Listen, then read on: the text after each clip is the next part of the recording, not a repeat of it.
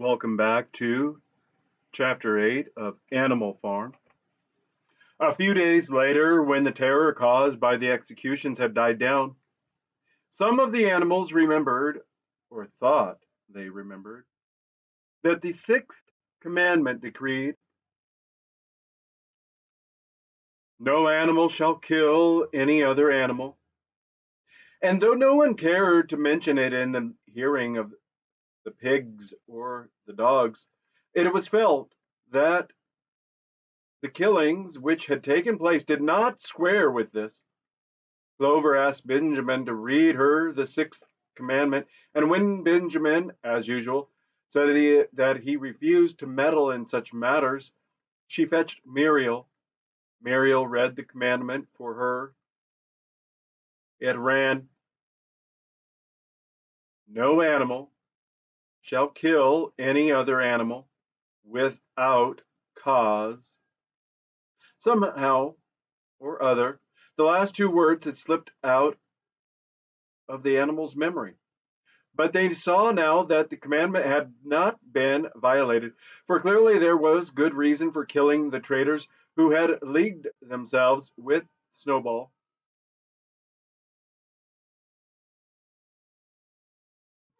Throughout the year, the animals worked even harder than they had worked in the previous year to rebuild the windmill with walls twice as thick as before, and to finish it by the appointed date, together with regular work of the farm, was a tremendous labor. There were times when it seemed to the animals that they worked longer hours and fed no better than they had done in Jones's day. On Sunday morning, Squealer, holding down a long strip of paper with his trotter, would read out to them lists of figures, proving that the production of every class of foodstuff had increased by 200%, 300%, or 500%, as the case might be. The animals saw no reason to disbelieve him, especially as they could no longer remember very clearly what conditions had been like before rebellion. All the same, there were days when they felt that they would sooner have had less figures and more food. All orders were now issued through Squealer or one of the other pigs. Napoleon himself was not seen in public as often as once in a fortnight. When he did appear, he was attended not only by his retinue of dogs, but by a black cockerel who marched in front of him and acted as a kind of trumpeter, letting out a loud cock-a-doodle-doo before Napoleon spoke. Even in the farmhouse, it was said Napoleon inhabited separate apartments from the others. He took his meals alone, with two dogs to wait upon him, and always ate from the Crown Derby dinner service, which had been in the glass cupboard in the drawing room. It was also announced that the gun would be fired every year on Napoleon's birthday, as well as on the two other anniversaries. Napoleon was now never spoken of simply as Napoleon. He was always referred to in formal style as our leader, Comrade Napoleon. And the pigs liked to invent for him such titles as Father of all animals, Terror of mankind, Protector of the sheepfold, Duckling's friend, and the like. In his speeches, Squealer would talk with his ears, with tears rolling down his cheeks, of Napoleon's wisdom, the goodness of his heart, and the deep love he bore to all animals everywhere, even and especially the unhappy animals who still lived in ignorance and slavery on other farms. It had become usual to give Napoleon the credit for every successful achievement and every stroke of good fortune. You would often hear one hen remark to another, "Under the guidance of our leader, Comrade Napoleon, I have laid 5 eggs in 6 days." Or two cows enjoying a drink at the pool would exclaim, "Thanks to the leadership of Comrade Napoleon, how excellent this water tastes." The general feeling on the farm was well expressed in a poem entitled Comrade Napoleon, which was composed by Minimus and which ran as follows: Friend of the fatherless, fountain of happiness, Lord of the swill bucket, oh how my soul is on fire when I gaze at thee, calm and commanding eye, like the sun in the sky. Comrade Napoleon, thou art the giver of all that thy creatures love. Full bellied twice a day, clean straw to roll upon. Every beast, great and or small, sleeps at peace in his stall. Thou watchest over all, Comrade Napoleon. Had I a suckling pig, ere he had grown as big, even as a pint bottle, or as a rolling pin, he should have learned to be faithful and true to thee. Yes, his first squeak should be Comrade Napoleon. Napoleon approved of this poem and caused it to be inscribed on the wall of the big barn at the opposite end from the Seven Commandments. It was surmounted by a portrait of Napoleon in profile, executed by Squealer in white paint.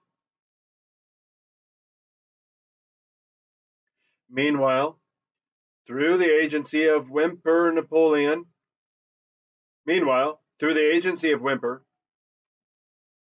Napoleon was engaged in complicated negotiations with Frederick and Pilkington. The pile of timber was still unsold. Of the two, Frederick was the more anxious to get hold of it, but he would not offer a reasonable price. At the same time, there were renewed rumors that Frederick and his men were plotting to attack Animal Farm and to destroy the windmill, the building of which had aroused furious jealousy in him.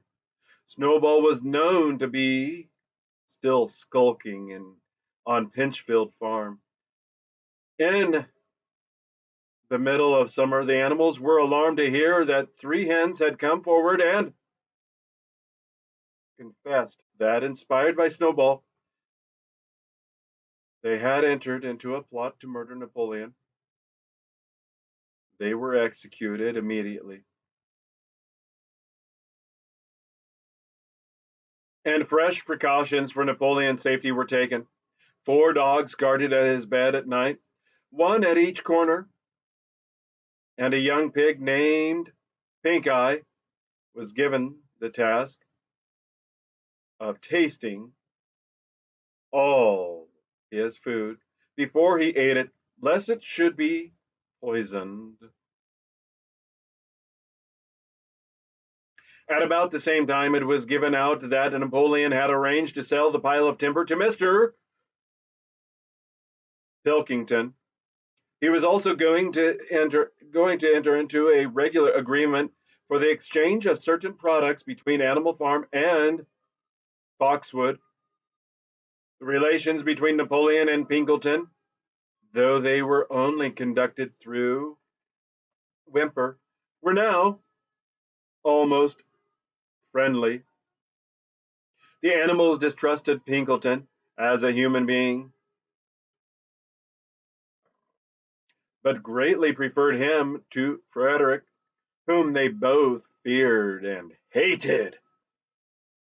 As the summer wore on and the windmill neared completion, the rumors of an impending treacherous attack grew stronger and stronger.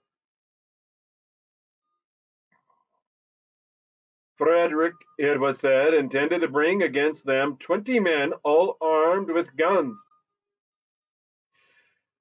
and he had already bribed the magistrates and police so that if he could once get hold of the title deeds of Animal Farm, they would ask no questions. Moreover, terrible stories were leaking out from Pinchfield about the cruelties that Frederick practiced upon his animals.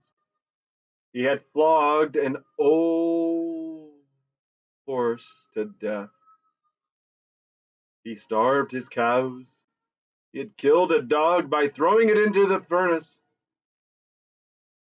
He amused himself in the evenings by making cockfights with splinters of razor blade tied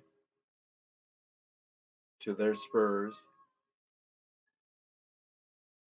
The animals' blood boiled with rage when they heard of these things being done to their comrades,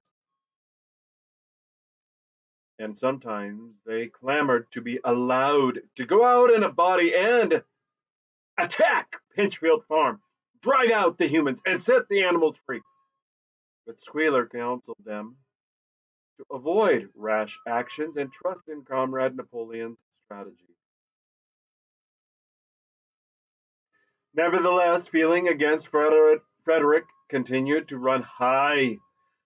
On Sunday morning, Napoleon appeared in the barn and explained that he had never at any time contemplated selling the pile of timber to Frederick. He considered it beneath his dignity. He is said to have dealings with scoundrels of that description. The pigeons, who were still sent out to spread tidings of the rebellion, were forbidden to set foot anywhere on Foxwood, and were also ordered to drop their former slogan of "Death to Humanity" in favor of "Death to Frederick." In the late summer, yet another of Snowball's machinations were laid bare. The wheat crop was full of weeds, and it was discovered that on one of his nocturnal visits, Snowball had mixed weed seeds with the seed corn. A gander, who had been privy to the plot, had confessed his guilt to Squealer and immediately committed suicide by swallowing deadly nightshade berries.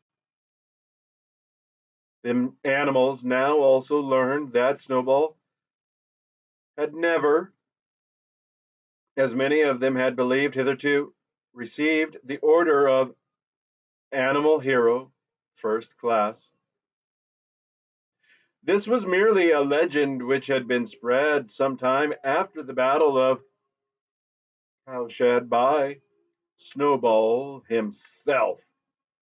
So far from being decorated, he had been censured for showing cowardice in the battle. Once again, some of the animals heard this with a certain bewilderment, but Squealer was soon able to convince them that their memories had been at fault.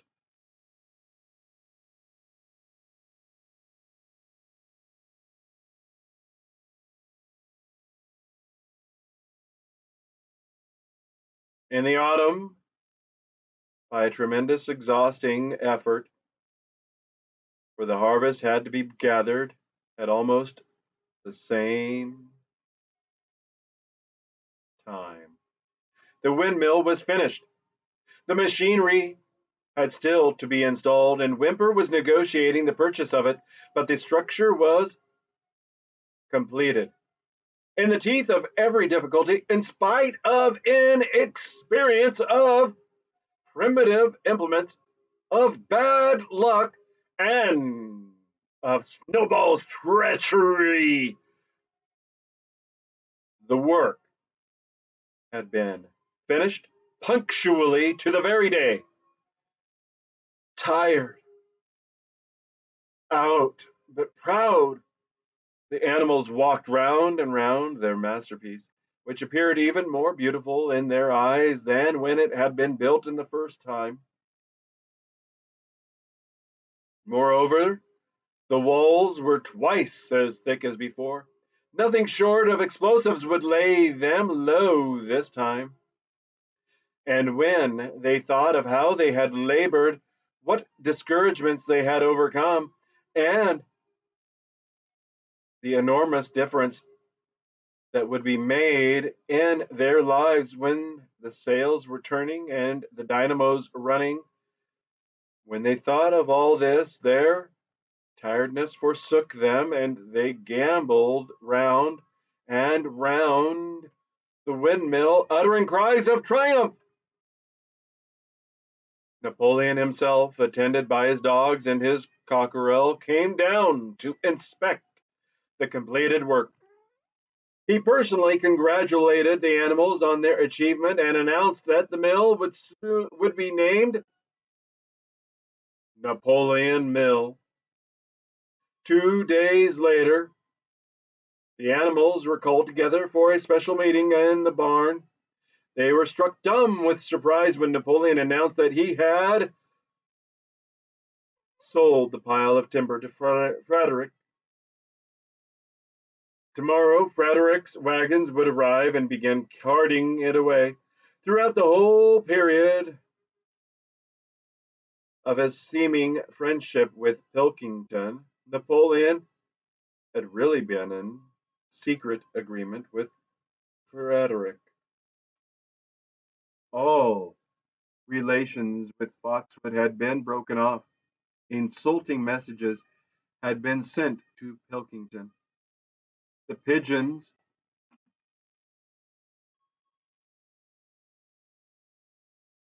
the pigeons, had been told to avoid Pinchfield Farm and to alter their slogan from death to Frederick to death to Pilkington.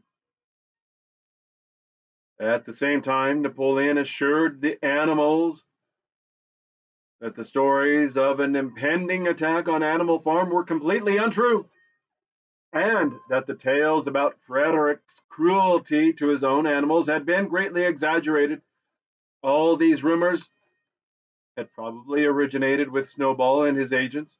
It now appeared that Snowball was not, after all, hiding on Pinchfield Farm, and in fact had never been hiding on Pinchfield Farm, and in fact had never been there in his life. He was living in considerable luxury, so it was said, at Foxwood, and had in reality been a pensioner of Pilkington for years past.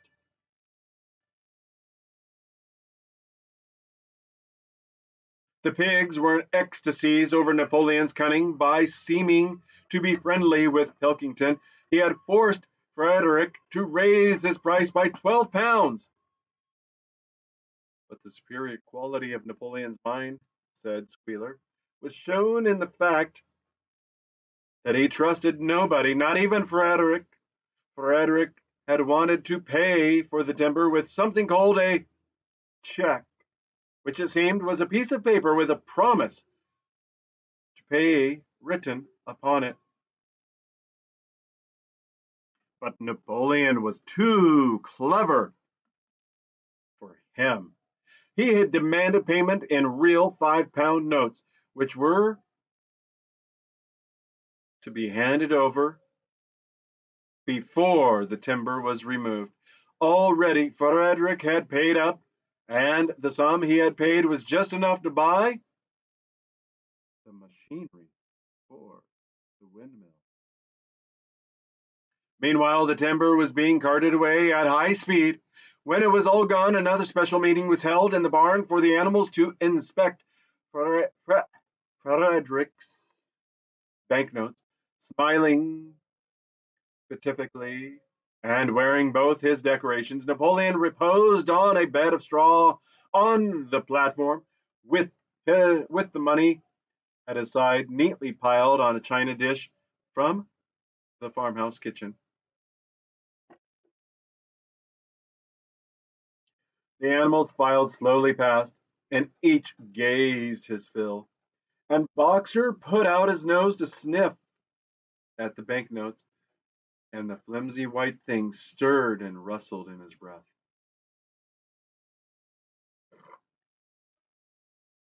3 days later, there was a terrible hullabaloo. Whimper, his face deadly pale, came racing up the path on his bicycle, flung it down in the yard, and rushed straight into the farmhouse. The next moment, a choking roar of rage sounded from Napoleon's apartments. The news of what had happened sped round the farm like wildfire. The banknotes were forgeries. Frederick had got the timber for nothing. Napoleon called the animals together immediately and in a terrible voice pronounced the death sentence upon Frederick. When captured, he said Frederick should be boiled alive. At the same time, he warned them that after this treacherous deed, the worst was to be expected. Frederick and his men might make their long expected attack at any moment. Sentinels were placed at all approaches to the farm. In addition, 4 pigeons were sent to Foxwood with a conciliatory message which, it was hoped, might reestablish good relations with Pilkington.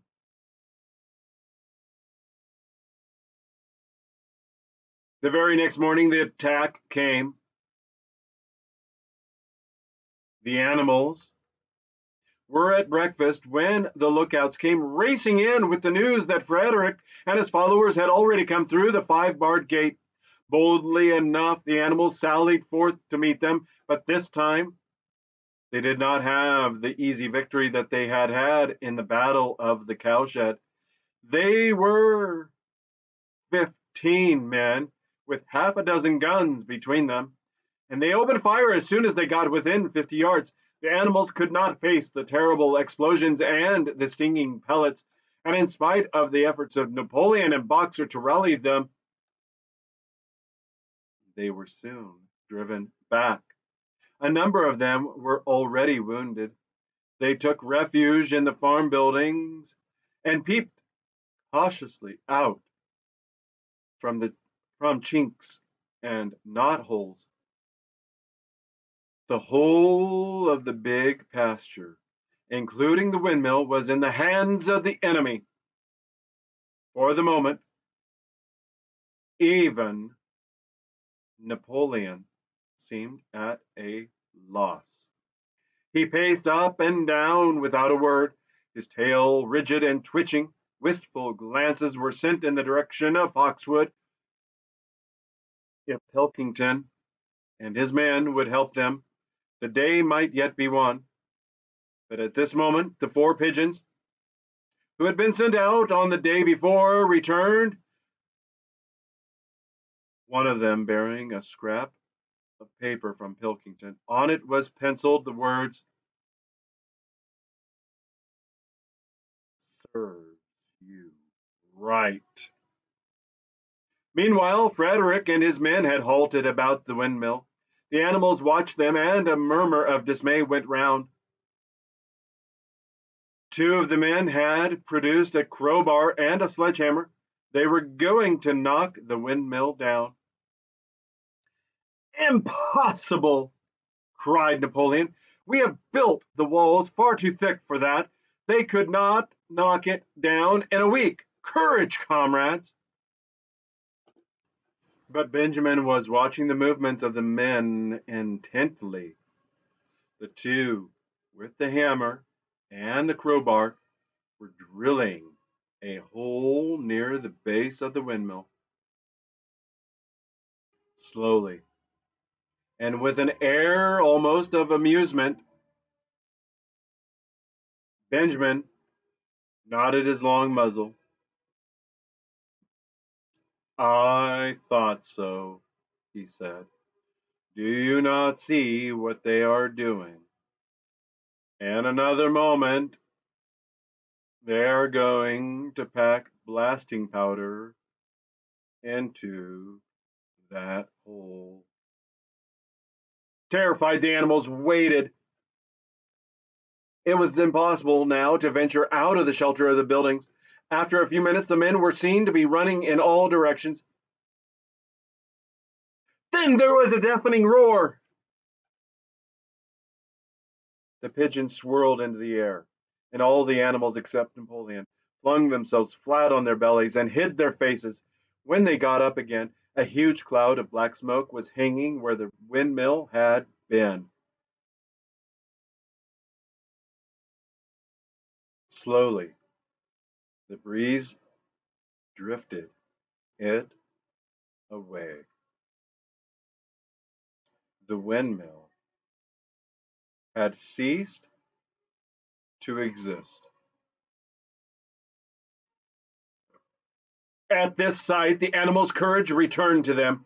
Their fear and despair they had felt a moment earlier were drowned in their rage against this vile, contemptible act.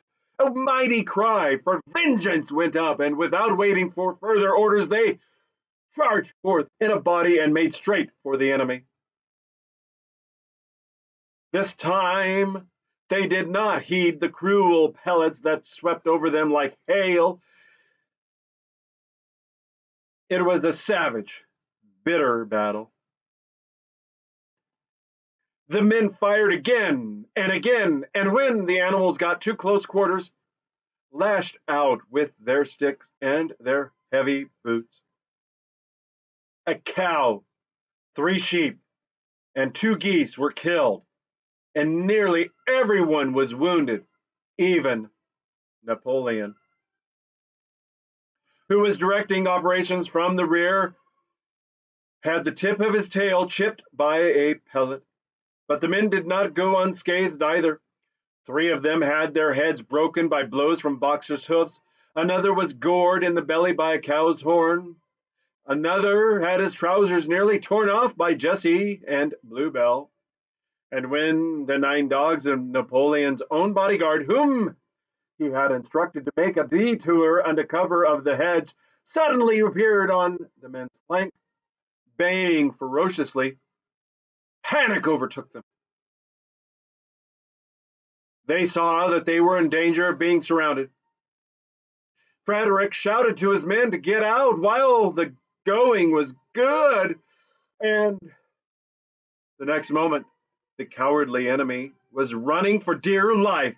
The animals chased them right down to the bottom of the field and got in some last kicks at them as they forced their way through the thorn hedge. They had won, but they were weary and bleeding. Slowly they began to limp back towards the farm.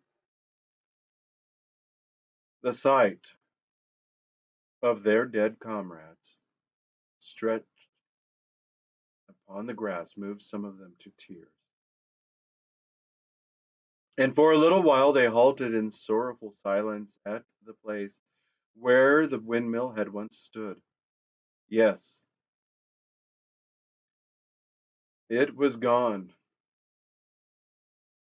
Almost the last trace of their labor was gone. Even the foundations were partially destroyed. And in rebuilding it, they could not, this time as before, make use of the fallen stones. This time, the stones had vanished too. The force of the explosion had flung them to distances of hundreds of yards. It was as though The windmill had never been. As they approached the farm, Squealer, who had unaccountably been absent during the fighting, came skipping towards them, whisking his tail and beaming with satisfaction, and the animals heard, from the direction of the farm buildings, the solemn booming of a gun.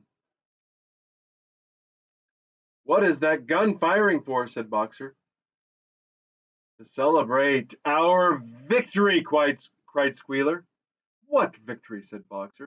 His knees were bleeding. He had lost a shoe and split his hoof, and a half dozen pellets had lodged themselves in his hind leg. "What victory, comrade? Have we not driven this enemy off our soil, the sacred soil of Animal Farm?" "But they have destroyed the windmill, and we had worked on it for 2 years." "What matter? We will build another windmill. We will build 6 windmills if we feel like it." You You do not appreciate, comrade, the mighty thing that we have done. The enemy was in occupation of this very ground that we stand upon, and now, thanks to the leadership of Comrade Napoleon, we have won every inch of it back again. "Then we have won back what we had before," said Boxer. "That is our victory," said Squealer. They limped into the yard. The pellets under the skin of Boxer's leg smarted painfully. He saw ahead of him the heavy labor of rebuilding the windmill. From the foundations, and already in imagination, he braced himself for the task.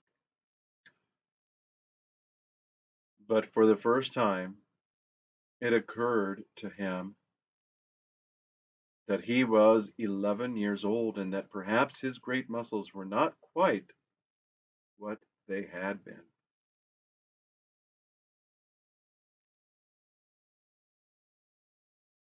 But when the animals saw the green flag flying and heard the gun firing again, 7 times it was fired in all, and heard the speech that Napoleon made congratulating them on their conduct, it did seem to them, after all, that they had won a great victory. The animals slain in the battle were given a solemn funeral. Boxer and Clover pulled the wagon which served as a hearse, and Napoleon himself walked at the head of the procession. 2 whole days were given over to celebrations. There were songs, there were speeches, and more firing of the gun, and a special gift of an apple was bestowed on every animal, with 2 ounces of corn for each bird and 3 biscuits for each dog. It was announced that the battle would be called the Battle of the Windmill, and that Napoleon had created a new decoration, the Order of the Green Banner, which had conferred upon himself, in the general rejoicings, the unfortunate affair of the banknotes was forgotten. It was a few days later than this that the pigs came upon a case of whiskey in the cellars of the farmhouse. It had been overlooked at the time when the house was first occupied. That night there came from the farmhouse the sound of loud singing, in which, to everyone's surprise, the strains of "Beasts of England" were mixed up. At about 9:30, Napoleon, wearing an old bowler hat of Mr. Jones, was distinctly seen to emerge from the back door, gallop rapidly round the yard, and disappear indoors again. But in the morning a deep silence hung over the farmhouse.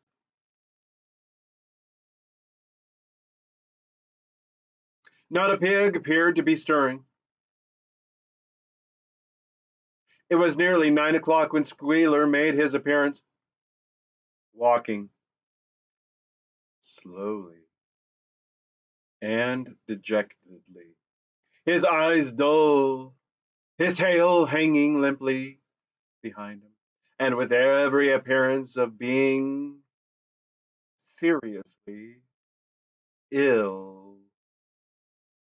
He called the animals together and told them that he had a terrible piece of news to impart.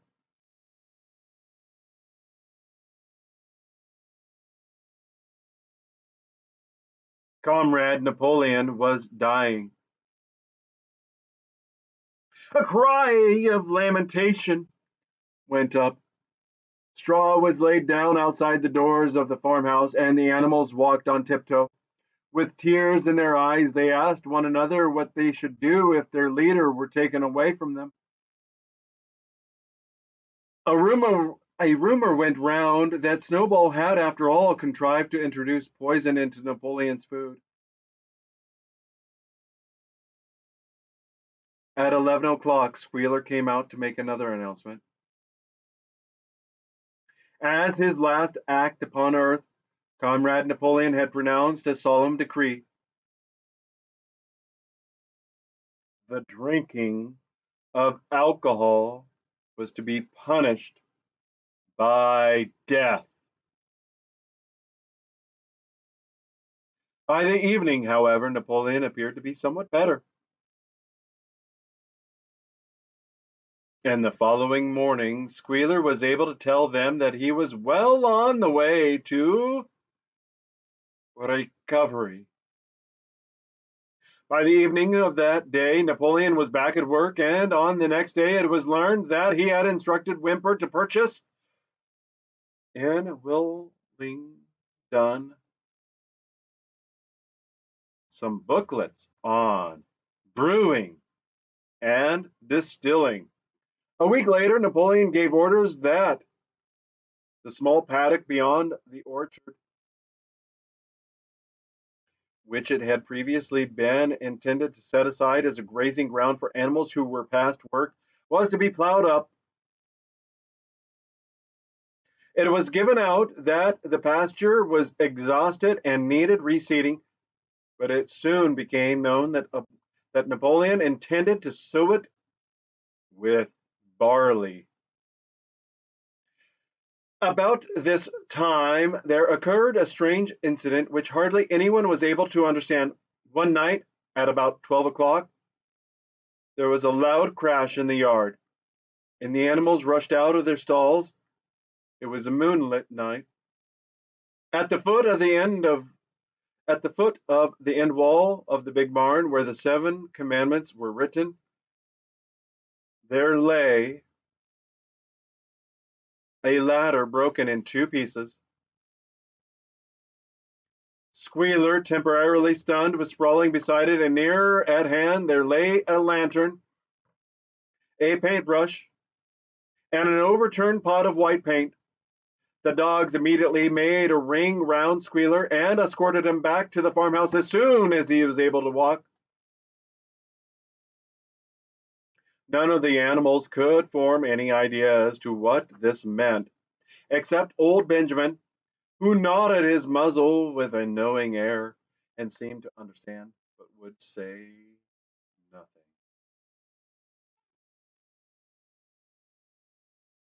But a few days later, Muriel, reading over the 7 commandments herself, noticed that there was yet another of them which the animals had remembered wrong. They had thought that the 5th commandment was, "No animal shall drink alcohol." But there were 2 words that they had forgotten. Actually, the commandment read, "No animal shall drink alcohol to excess."